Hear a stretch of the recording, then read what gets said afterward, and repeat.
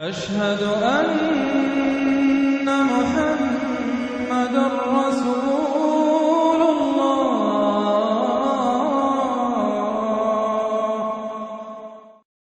الکافرون نام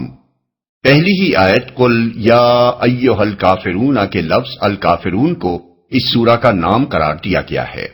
زمانہ نزول حضرت عبداللہ بن مسعود، حضرت حسن بصری اور اکرمہ کہتے ہیں کہ یہ سورہ مکی ہے، حضرت عبداللہ بن زبیر کہتے ہیں مدنی ہے، اور حضرت عبداللہ بن عباس اور قتادہ سے دو قول منقول ہوئے ہیں، ایک یہ کہ یہ مکی ہے اور دوسرا یہ کہ مدنی ہے، لیکن جمہور مفسرین کے نزدیک یہ مکی سورت ہے اور اس کا مضمون خود اس کے مکی ہونے پر دلالت کر رہا ہے۔ تاریخی پس منظر مکہ معظمہ میں ایک دور ایسا گزرا ہے جب نبی صلی اللہ علیہ وسلم کی دعوت اسلام کے خلاف قریش کے مشرک معاشرے میں مخالفت کا طوفان تو برپا ہو چکا تھا، لیکن ابھی قریش کے سردار اس بات سے بالکل مایوس نہیں ہوئے تھے کہ حضور صلی اللہ علیہ وسلم کو کسی نہ کسی طرح مصالحت پر آمادہ کیا جا سکے گا، اس لیے وقتاً فوقتاً وہ آپ کے پاس مصالحت کی مختلف تجویزیں لے کر آتے رہتے تھے تاکہ آپ ان میں سے کسی کو مان لیں اور وہ نزاع ختم ہو جائے جو آپ کے اور ان کے درمیان رونما ہو چکی تھی۔ اس سلسلے میں متعدد روایات احادیث میں منقول ہوئی ہیں۔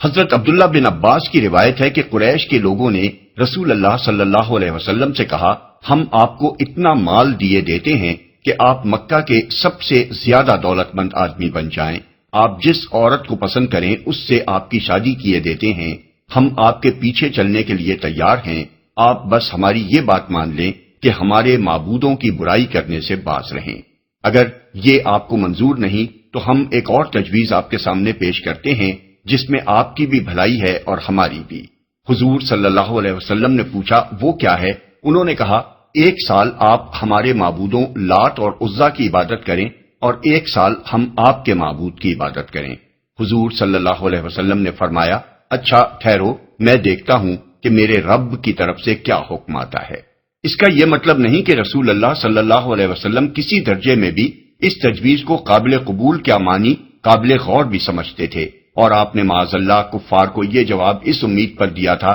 کہ شاید اللہ تعالیٰ کی طرف سے اس کی منظوری آ جائے، بلکہ دراصل یہ بات بالکل ایسی ہی تھی جیسے کسی ماتحت افسر کے سامنے کوئی بیجا مطالبہ پیش کیا جائے اور وہ جانتا ہو کہ اس کی حکومت کے لیے یہ مطالبہ قابل قبول نہیں ہے، مگر وہ خود صاف انکار کر دینے کے بجائے مطالبہ کرنے والوں سے کہے کہ میں آپ کی درخواست اوپر بھیجے دیتا ہوں، جو کچھ وہاں سے جواب آئے گا وہ آپ کو بتا دوں گا۔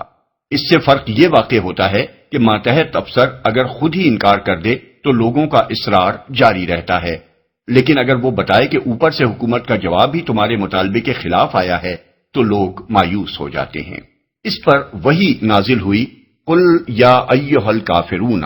اور یہ کہ قل افغیر اللہ تامرونی اعبد ایھا الجاہلون۔ الزمر آیت 64۔ ان سے کہو اے نادانو، کیا تم مجھ سے یہ کہتے ہو کہ اللہ کے سوا میں کسی اور کی عبادت کروں؟ ابن جریر، ابن ابی حاتم، طبرانی۔ ابن عباس رضی اللہ عنہ کی ایک اور روایت یہ ہے کہ قریش کے لوگوں نے حضور صلی اللہ علیہ وسلم سے کہا اے محمد، اگر تم ہمارے معبود بتوں کو چوم لو تو ہم تمہارے معبود کی عبادت کریں گے۔ اس پر یہ سورت نازل ہوئی۔ عبد بن حمید۔ سعید بن مینا یعنی ابو بختری کے آزاد کردہ غلام کی روایت ہے کہ ولید بن مغیرہ، عاص بن وائل، اسود بن مطلب اور امیہ بن خلف رسول اللہ صلی اللہ علیہ وسلم سے ملے اور آپ سے کہا اے محمد، آؤ ہم تمہارے معبود کی عبادت کرتے ہیں اور تم ہمارے معبودوں کی عبادت کرو، اور ہم اپنے سارے کاموں میں تمہیں شریک کیے لیتے ہیں۔ اگر وہ چیز جو تم لے کر آئے ہو اس سے بہتر ہوئی جو ہمارے پاس ہے تو ہم تمہارے ساتھ اس میں شریک ہوں گے اور اپنا حصہ اس سے پا لیں گے، اور اگر وہ چیز جو ہمارے پاس ہے اس سے بہتر ہوئی جو تم لائے ہو تو تم ہمارے ساتھ اس میں شریک ہوگے اور اس سے اپنا حصہ پا لو گے۔ اس پر اللہ تعالیٰ نے یہ وحی نازل فرمائی کہ قل یا ایھا الکافرون۔ ابن جریر، ابن ابی حاتم، ابن ہشام نے بھی سیرت میں اس واقعے کو نقل کیا ہے۔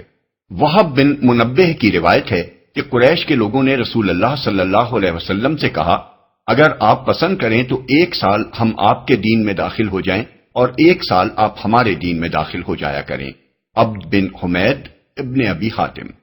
ان روایات سے معلوم ہوتا ہے کہ ایک مرتبہ ایک ہی مجلس میں نہیں بلکہ مختلف اوقات میں مختلف مواقع پر کفار قریش نے حضور صلی اللہ علیہ وسلم کے سامنے اس قسم کی تجویزیں پیش کی تھیں، اور اس بات کی ضرورت تھی کہ ایک دفعہ دو ٹوک جواب دے کر ان کی اس امید کو ہمیشہ کے لیے ختم کر دیا جائے کہ رسول اللہ صلی اللہ علیہ وسلم دین کے معاملے میں کچھ دو اور کچھ لو کے طریقے پر ان سے کوئی مصالحت کریں گے۔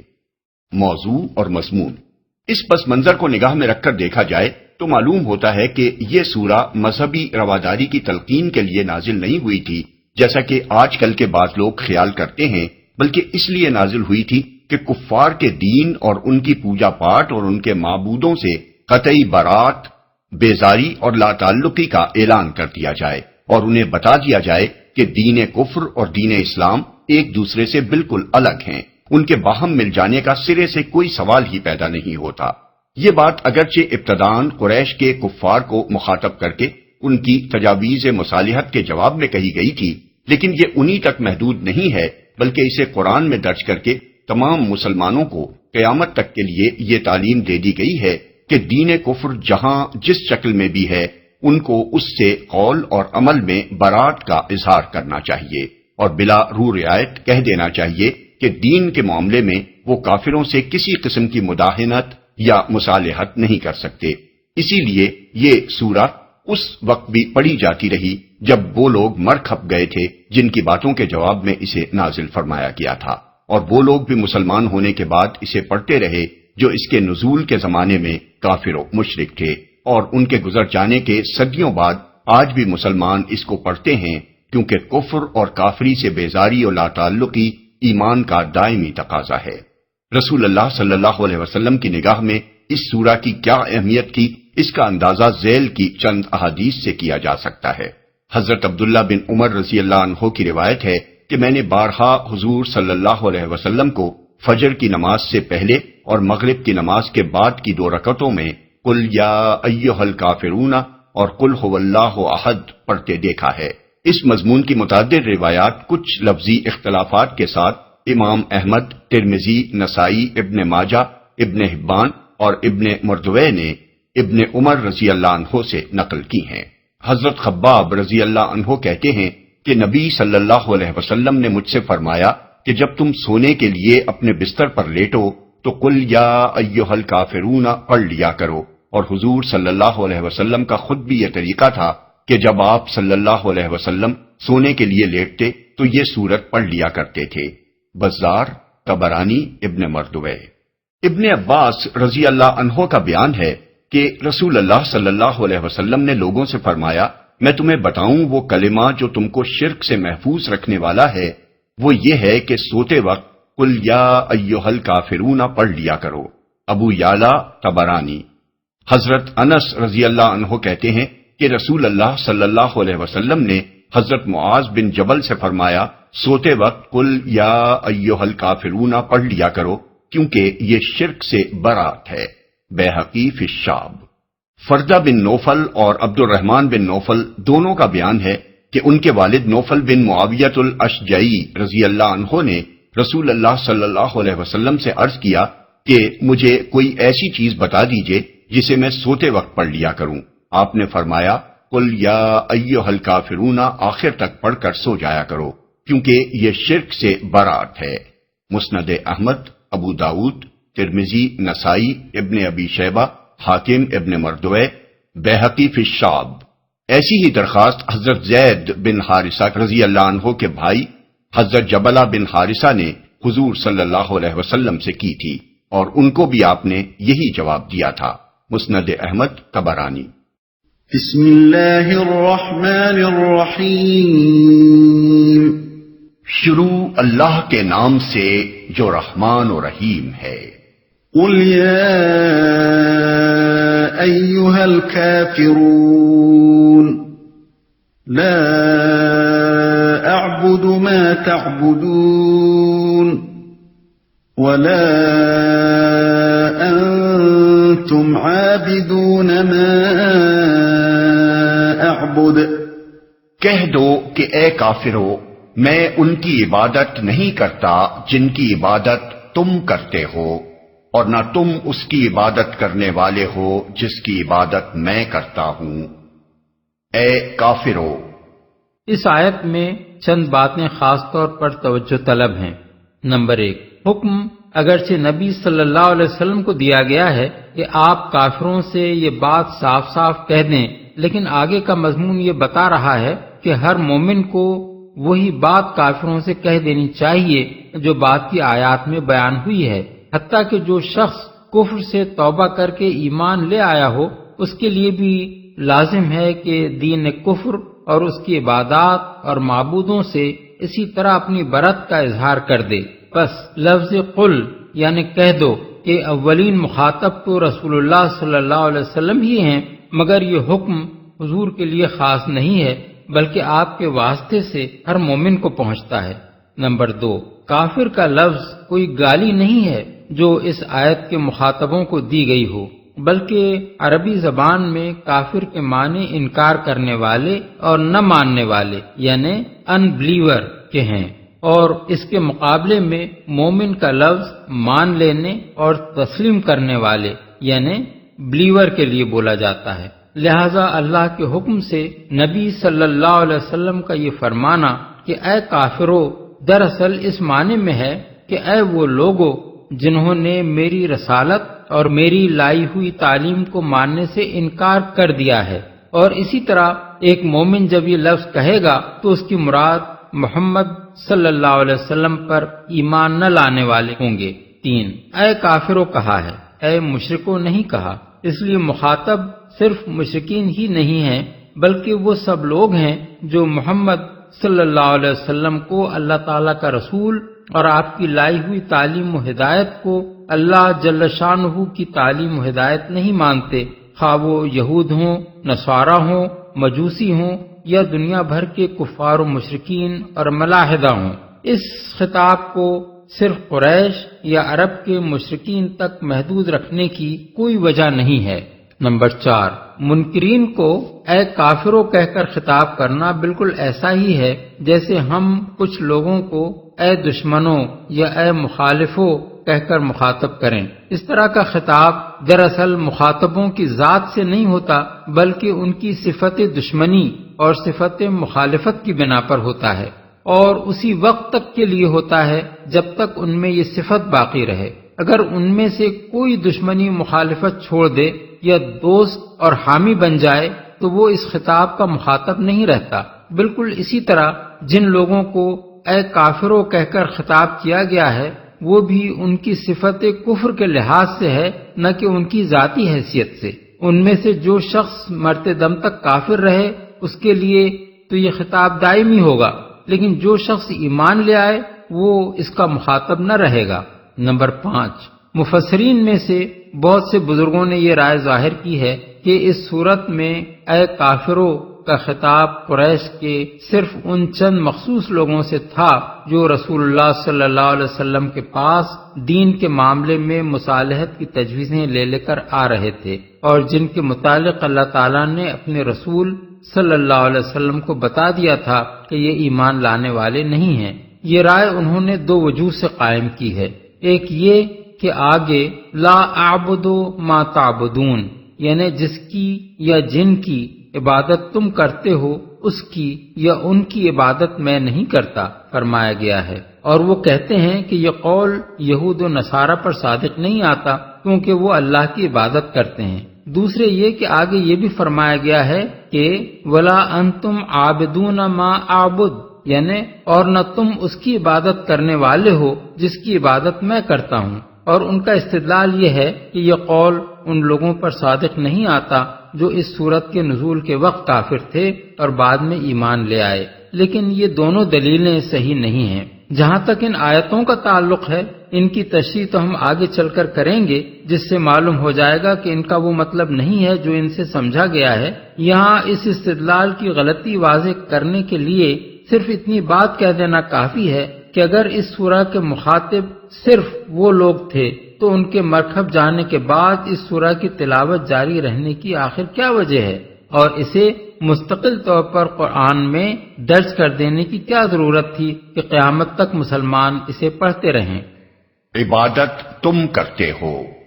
اس میں وہ سب معبود شامل ہیں جن کی عبادت دنیا بھر کے کفار اور مشرکین کرتے رہے ہیں اور کر رہے ہیں، خواہ وہ ملائکہ ہوں، جن ہوں، انبیاء اور اولیاء ہوں، زندہ یا مردہ انسانوں کی ارواح ہوں، یا سورج، چاند، ستارے، جانور، درخت، دریا، بت اور خیالی دیویاں اور دیوتا ہوں۔ اس پر یہ سوال کیا جا سکتا ہے کہ مشرکین عرب اللہ تعالیٰ کو بھی تو معبود مانتے تھے، اور دنیا کے دوسرے مشرکین نے بھی قدیم زمانے سے آج تک اللہ کے معبود ہونے کا انکار نہیں کیا ہے۔ رہے اہل کتاب تو وہ اصل معبود تو اللہ ہی کو تسلیم کرتے ہیں، پھر ان سب لوگوں کے تمام معبودوں کی عبادت سے کسی استثناء کے بغیر برت کا اعلان کیسے صحیح ہو سکتا ہے جبکہ اللہ بھی ان میں شامل ہے؟ اس کا جواب یہ ہے کہ اللہ کو معبودوں کے مجموعے میں ایک معبود کی حیثیت سے شامل کر کے اگر دوسروں کے ساتھ اس کی عبادت کی جائے تو وہ شخص جو توحید پر ایمان رکھتا ہو لازماً اس عبادت سے اپنی برت کا اظہار کرے گا، کیونکہ اس کے نزدیک اللہ معبودوں کے مجموعے میں سے ایک معبود نہیں بلکہ وہی ایک تنہا معبود ہے، اور اس مجموعے کی عبادت سرے سے اللہ کی عبادت ہی نہیں ہے، اگرچہ اس میں اللہ کی عبادت بھی شامل ہو۔ قرآن مجید میں اس بات کو صاف صاف کہا گیا ہے کہ اللہ کی عبادت صرف وہ ہے جس کے ساتھ کسی دوسرے کی عبادت کا شائبہ تک نہ ہو، اور جس میں انسان اپنی بندگی کو بالکل اللہ ہی کے لیے خالص کر دے۔ وما امروا الا ليعبدوا الله مخلصین له الدین حنفاء، یعنی لوگوں کو اس کے سوا کوئی حکم نہیں دیا گیا کہ وہ بالکل یکسو ہو کر اپنے دین کو اللہ کے لیے خالص کر کے اس کی عبادت کریں۔ سورہ البینہ آیت 5۔ یہ مضمون بکثرت مقامات پر قرآن میں پوری وضاحت کے ساتھ اور پورے زور کے ساتھ بیان کیا گیا ہے۔ مثال کے طور پر ملاحظہ ہو سورہ النساء آیات 145 اور 146، سورہ الاعراف آیت 29، سورہ الزمر آیات 2، 3، 11، 14، 15، سورہ المؤمن آیات 14 اور 64 تا 66۔ یہی مضمون ایک حدیث قدسی میں بیان کیا گیا ہے جس میں رسول اللہ صلی اللہ علیہ وسلم فرماتے ہیں، اللہ تعالیٰ کا ارشاد ہے کہ میں سب سے بڑھ کر ہر شریک کی شرکت سے بے نیاز ہوں۔ جس شخص نے کوئی عمل ایسا کیا جس میں میرے ساتھ کسی اور کو بھی اس نے شریک کیا ہو اس سے میں بری ہوں، اور وہ پورا کا پورا عمل اسی کے لیے ہے جس کو اس نے شریک کیا۔ بحوالہ مسلم، مسند احمد اور ابن ماجہ۔ پس در حقیقت اللہ کو 2 یا 3 یا بہت سے خداؤں میں سے ایک قرار دینا اور اس کے ساتھ دوسروں کی بندگی و پرستش کرنا ہی تو دراصل وہ اصل کفر ہے جس سے اظہار برت کرنا اس صورت کا مقصود ہے۔ عبادت میں کرتا ہوں، اصل الفاظ ہیں ما اعبدو۔ عربی زبان میں ما کا لفظ عموماً بے جان یا بے عقل چیزوں کے لیے استعمال ہوتا ہے، اور ذی عقل ہستیوں کے لیے من کا لفظ بولا جاتا ہے۔ اس بنا پر یہ سوال پیدا ہوتا ہے کہ یہاں من اعبدو کہنے کے بجائے ما اعبدو کیوں کہا گیا ہے؟ اس کے 4 جواب عام طور پر مفسرین نے دیے ہیں۔ ایک یہ کہ یہاں ما بمعنی من ہے، دوسرے یہ کہ یہاں ما بمعنی الذی یعنی جو یا جس ہے، تیسرے یہ کہ دونوں فقروں میں ما مصدر کے معنی میں ہے، اور اس کا مطلب یہ ہے کہ میں وہ عبادت نہیں کرتا جو تم کرتے ہو، یعنی مشرکانہ عبادت، اور تم وہ عبادت نہیں کرتے جو میں کرتا ہوں، یعنی موحدانہ عبادت۔ چوتھے یہ کہ پہلے فقرے میں چونکہ ما تعبدون فرمایا گیا ہے، اس لیے دوسرے فقرے میں کلام کی مناسبت برقرار رکھتے ہوئے ما اعبدو فرمایا گیا ہے، لیکن دونوں جگہ صرف لفظ کی یکسانی ہے، معنی کی یکسانی نہیں ہے۔ اس کی مثالیں قرآن مجید میں دوسری جگہ بھی ملتی ہیں، مثلا سورہ بقرہ آیت 194 میں فرمایا گیا ہے فَمَنِ اعْتَدَىٰ عَلَيْكُمْ فَاعْتَدُوا عَلَيْهِ بِمِثْلِ مَا اعْتَدَىٰ عَلَيْكُمْ، یعنی جو تم پر زیادتی کرے اس پر تم ویسی زیادتی کرو جیسی اس نے تم پر کی ہے۔ ظاہر ہے کہ زیادتی کا ویسا ہی جواب جیسی زیادتی کی گئی ہو زیادتی کی تعریف میں نہیں آتا، مگر محض کلام کی یکسانی کے لیے جواباً زیادتی کا لفظ استعمال کیا گیا ہے۔ اسی طرح سورہ توبہ آیت 67 میں ارشاد ہوا ہے، نسوا اللہ فنسیہم، وہ اللہ کو بھول گئے تو اللہ ان کو بھول گیا۔ حالانکہ اللہ بھولتا نہیں ہے، اور مقصود کلام یہ ہے کہ اللہ نے ان کو نظر انداز فرما دیا، لیکن ان کے نسیان کے جواب میں اللہ کے لیے نسیان کا لفظ محض کلام کی یکسانی برقرار رکھنے کے لیے استعمال کیا گیا ہے۔ یہ چاروں تعویلات اگرچہ ایک ایک لحاظ سے درست ہیں اور عربی زبان میں یہ سب معنی لینے کی گنجائش ہے، لیکن ان میں سے کسی سے بھی وہ اصل مدعا واضح نہیں ہوتا جس کے لیے من اعبدو کہنے کے بجائے ما اعبدو کہا گیا ہے۔ دراصل عربی زبان میں کسی شخص کے لیے جب من کا لفظ استعمال ہوتا ہے تو اس سے مقصود اس کی ذات کے متعلق کچھ کہنا یا پوچھنا ہوتا ہے، اور جب ما کا لفظ استعمال ہوتا ہے تو اس سے مقصود اس کی صفت کے بارے میں استفسار یا اظہار خیال ہوتا ہے۔ یہ ایسا ہی ہے جیسے اردو زبان میں جب ہم کسی شخص کے متعلق پوچھتے ہیں کہ یہ صاحب کون ہیں تو مقصد اس شخص کی ذات سے تعارف حاصل کرنا ہوتا ہے، مگر جب ہم کسی شخص کے متعلق پوچھتے ہیں کہ یہ صاحب کیا ہیں تو اس سے یہ معلوم کرنا مقصود ہوتا ہے کہ مثلاً وہ فوج کا آدمی ہے تو فوج میں اس کا منصب کیا ہے، اور کسی درسگاہ سے تعلق رکھتا ہے تو اس میں ریڈر ہے، لیکچرر ہے، پروفیسر ہے، کس علم یا فن کا استاد ہے، کیا ڈگریاں رکھتا ہے وغیرہ۔ بس اگر اس آیت میں یہ کہا جاتا کہ لا انتم عابدون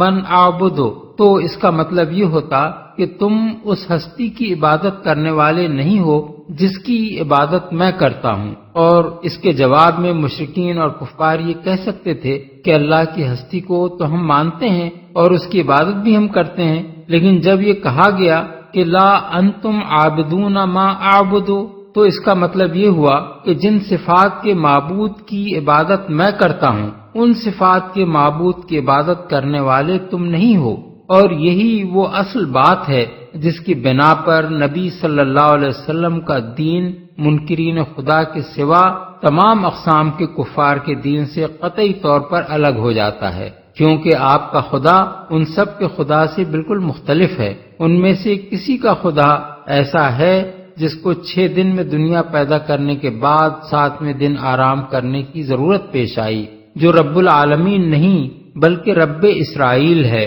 جس کا ایک نسل کے لوگوں سے ایسا خاص رشتہ ہے جو دوسرے انسانوں سے نہیں ہے، جو حضرت یعقوب سے کشتی لڑتا ہے اور ان کو گرا نہیں سکتا، جو عزیر نامی ایک بیٹا بھی رکھتا ہے۔ کسی کا خدا یسوع مسیح نامی ایک اکلوتے بیٹے کا باپ ہے، اور وہ دوسروں کے گناہوں کا کفارہ بنانے کے لیے اپنے بیٹے کو صلیب پر چڑھوا دیتا ہے۔ کسی کا خدا بیوی بچے رکھتا ہے، مگر بیچارے کے ہاں صرف بیٹیاں ہی بیٹیاں پیدا ہوتی ہیں۔ کسی کا خدا انسانی شکل میں روپ دھارتا ہے اور زمین پر انسانی جسم میں رہ کر انسانوں کے سے کام کرتا ہے۔ کسی کا خدا محض واجب الوجود یا علت العلل یا علت اولا یعنی فرسٹ کاز ہے، کائنات کے نظام کو ایک مرتبہ حرکت دے کر الگ جا بیٹھا ہے، اس کے بعد کائنات لگے بندھے قوانین کے مطابق خود چل رہی ہے، اور انسان کا اس سے اور اس کا انسان سے اب کوئی تعلق نہیں ہے۔ غرض خدا کو ماننے والے کفار بھی در حقیقت اس خدا کو نہیں مانتے جو ساری کائنات کا ایک ہی خالق، مالک، مدبر، منتظم اور حاکم ہے، جس نے نظام کائنات کو صرف بنایا ہی نہیں ہے بلکہ ہر آن وہی اس کو چلا رہا ہے، اور اس کا حکم ہر وقت یہاں چل رہا ہے، جو ہر عیب، نقص، کمزوری اور غلطی سے منزہ ہے، جو ہر تشبیہ اور تجسیم سے پاک، ہر نظیر و مثیل سے مبرہ اور ہر ساتھی اور ساجی سے بے نیاز ہے، جس کی ذات، صفات، اختیارات اور استحقاق معبودیت میں کوئی اس کا شریک نہیں ہے، جو اس سے بالاتر ہے کہ کوئی اس کی اولاد ہو یا کسی کو وہ بیٹا بنائے یا کسی قوم اور نسل سے اس کا کوئی خاص رشتہ ہو، جس کا اپنی مخلوق کے ایک ایک فرد کے ساتھ رزاقی اور ربوبیت اور رحمت اور نگہبانی کا براہ راست تعلق ہے، جو دعائیں سننے والا اور ان کا جواب دینے والا ہے، جو موت اور زندگی، نفع اور ضرر اور قسمتوں کے بنا اور بگاڑ کے جملہ اختیارات کا تنہا مالک ہے، جو اپنی مخلوق کو صرف پالتا ہی نہیں ہے بلکہ ہر ایک کو اس کی حیثیت اور ضرورت کے مطابق ہدایت بھی دیتا ہے، جس کے ساتھ ہمارا تعلق صرف یہی نہیں ہے کہ وہ ہمارا معبود ہے اور ہم اس کی پرستش کرتے ہیں، بلکہ یہ بھی ہے کہ وہ اپنے انبیاء اور اپنی کتابوں کے ذریعے سے ہمیں امر و نہی کے احکام دیتا ہے، اور ہمارا کام اس کے احکام کی اطاعت کرنا ہے، جس کے سامنے ہم اپنے اعمال کے لیے جواب دہ ہیں، جو مرنے کے بعد ہمیں دوبارہ اٹھانے والا ہے اور ہمارے اعمال کا محاسبہ کر کے جزا اور سزا دینے والا ہے۔ ان صفات کے معبود کی عبادت محمد صلی اللہ علیہ وسلم اور ان کی پیروی کرنے والوں کے سوا دنیا میں کوئی بھی نہیں کر رہا ہے۔ دوسرے اگر خدا کی عبادت کر بھی رہے ہیں تو اصلی اور حقیقی خدا کی نہیں بلکہ اس خدا کی عبادت کر رہے ہیں جو ان کا اپنا اختراع کردہ ایک خیالی خدا ہے۔ وَلَا أَنَا عَابِدٌ مَا عَبَدتُّمْ وَلَا أَنْتُمْ عَابِدُونَ مَا أَعْبُدُ، اور نہ میں ان کی عبادت کرنے والا ہوں جن کی عبادت تم نے کی ہے، اور نہ تم اس کی عبادت کرنے والے ہو جس کی عبادت میں کرتا ہوں۔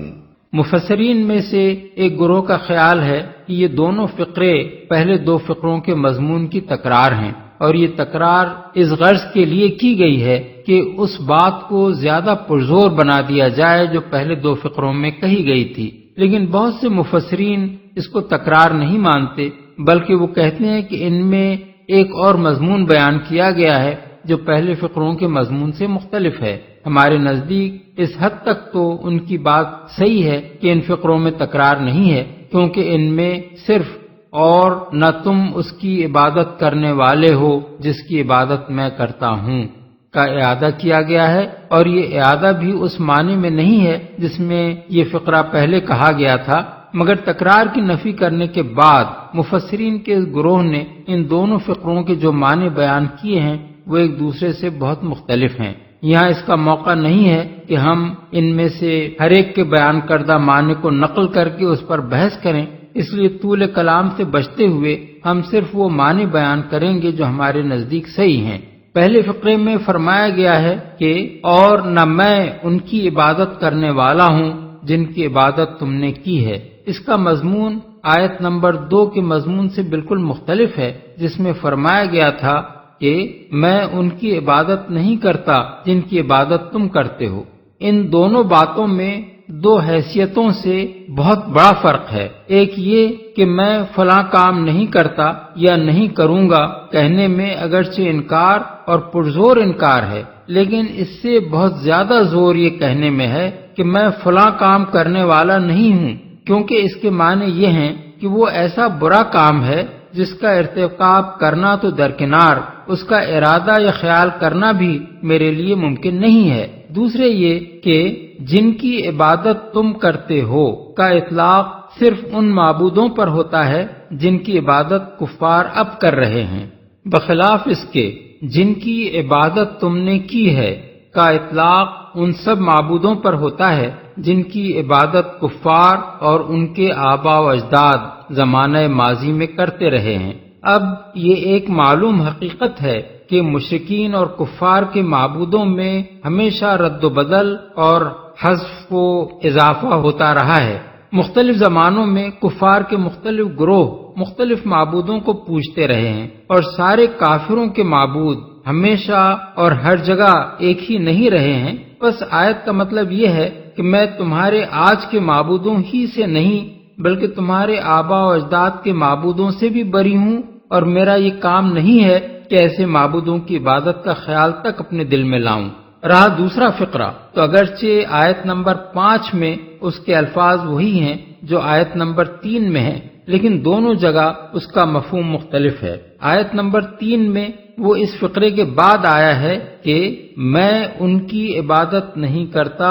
جن کی عبادت تم کرتے ہو، اس لیے اس کا مطلب یہ ہے کہ اور نہ تم ان صفات کے معبود واحد کی عبادت کرنے والے ہو جس کی عبادت میں کرتا ہوں۔ اور آیت نمبر 5 میں وہ اس فقرے کے بعد آیا ہے کہ اور نہ میں ان کی عبادت کرنے والا ہوں جن کی عبادت تم نے کی ہے، اس لیے اس کے معنی یہ ہیں کہ اور نہ تم اس معبود واحد کی عبادت کرنے والے بنتے نظر آتے ہو جس کی میں عبادت کرتا ہوں، یا بالفاظ دیگر میرے لیے یہ ممکن نہیں ہے کہ جن جن کو تم نے اور تمہارے اسلاف نے پوجا ہے ان کا پجاری بن جاؤں، اور تم کو بہت سے معبودوں کی بندگی چھوڑ کر ایک معبود واحد کی عبادت اختیار کرنے سے جو چڑ ہے اس کی بنا پر تم سے یہ توقع نہیں ہے کہ اپنی اس غلط عبادت سے باز آ جاؤ گے اور اس کی عبادت کرنے والے بن جاؤ گے جس کی عبادت میں کرتا ہوں۔ لَكُمْ دِينُكُمْ وَلِيَ دِينِ، تمہارے لیے تمہارا دین ہے اور میرے لیے میرا دین۔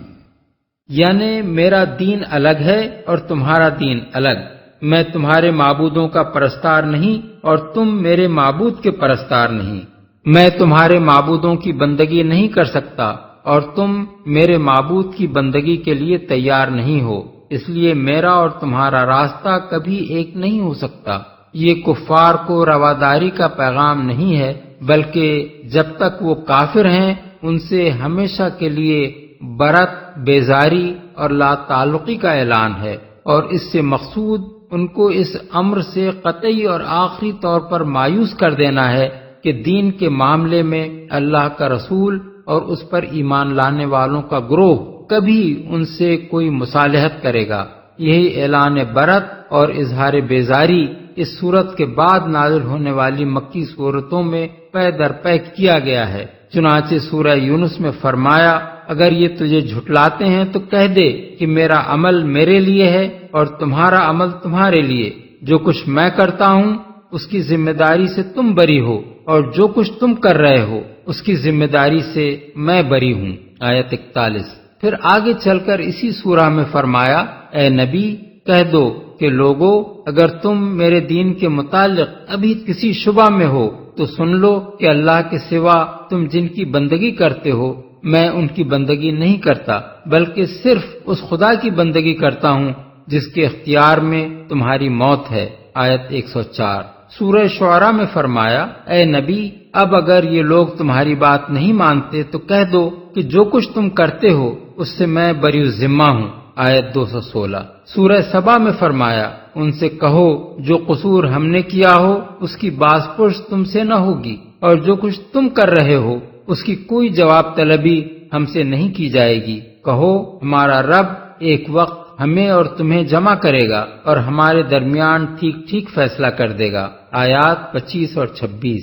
سورہ زمر میں فرمایا، ان سے کہو اے میری قوم کے لوگو تم اپنی جگہ کام کیے جاؤ، میں اپنا کام کرتا رہوں گا، عنقریب تمہیں معلوم ہو جائے گا کہ کس پر رسوا کن عذاب آتا ہے اور کسے وہ سزا ملتی ہے جو ٹلنے والی نہیں۔ آیات 39 اور 40۔ پھر یہی سبق مدینہ طیبہ میں تمام مسلمانوں کو دیا گیا کہ تم لوگوں کے لیے ابراہیم اور اس کے ساتھیوں میں ایک اچھا نمونہ ہے کہ انہوں نے اپنی قوم سے صاف کہہ دیا کہ ہم تم سے اور تمہارے ان معبودوں سے جن کو تم خدا کو چھوڑ کر پوچھتے ہو قطعی بیزار ہیں۔ ہم نے تم سے کفر کیا اور ہمارے اور تمہارے درمیان ہمیشہ کے لیے عداوت ہو گئی اور بیر پڑ گیا جب تک تم اللہ واحد پر ایمان نہ لاؤ۔ سورہ الممتحنہ آیت 4۔ قرآن مجید کی ان پے در پے توضیحات سے اس شبہ کی گنجائش تک نہیں رہتی کہ لکم دینکم ولی دین کا مطلب یہ ہے کہ تم اپنے دین پر قائم رہو اور مجھے اپنے دین پر چلنے دو، بلکہ یہ اسی طرح کی بات ہے جیسی سورہ زمر میں فرمائی گئی ہے کہ اے نبی ان سے کہو کہ میں تو اپنے دین کو اللہ کے لیے خالص کر کے اسی کی بندگی کروں گا، تم اسے چھوڑ کر جس جس کی بندگی کرنا چاہو کرتے رہو۔ آیت 14۔ اس آیت سے امام ابو حنیفہ اور امام شافعی نے یہ استدلال کیا ہے کہ کافروں کے مذاہب خواہ باہم کتنے ہی مختلف ہوں لیکن کفر بحیثیت مجموعی ایک ہی ملت ہے، اس لیے یہودی عیسائی کا اور عیسائی یہودی کا اور اسی طرح ایک مذہب کا کافر دوسرے مذہب کے کافر کا وارث ہو سکتا ہے اگر ان کے درمیان نسب یا نکاح یا کسی سبب کی بنا پر کوئی ایسا تعلق ہو جو ایک کی وراثت دوسرے کو پہنچنے کا مقتضی ہو۔ بخلاف اس کے امام مالک، امام اوزاعی اور امام احمد اس بات کے قائل ہیں کہ ایک مذہب کے پیرو دوسرے مذہب کے پیرو کی وراثت نہیں پا سکتے۔ ان کا استدلال اس حدیث سے ہے جو حضرت عبداللہ بن عمرو بن عاص سے منقول ہے کہ رسول اللہ صلی اللہ علیہ وسلم نے فرمایا لا یتوارث اہل ملتین شتا، یعنی دو مختلف ملتوں کے لوگ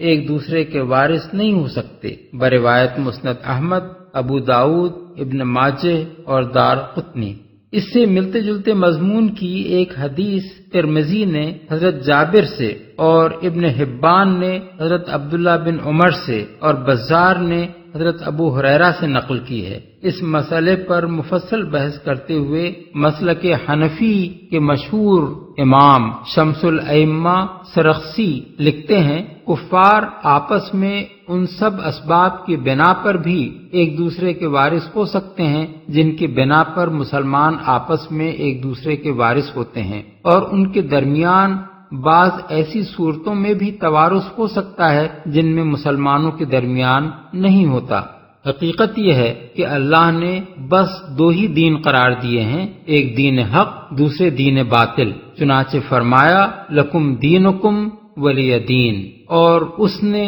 لوگوں کے دو ہی فریق رکھے ہیں، ایک فریق جنتی ہے اور وہ مومن ہے، اور دوسرا فریق دوزخی ہے اور وہ بحیثیت مجموعی تمام کفار ہیں، اور اس نے دو ہی گروہوں کو ایک دوسرے کا مخالف قرار دیا ہے۔ چنانچہ فرمایا ھذان خصمان اختصموا فی ربہم، یعنی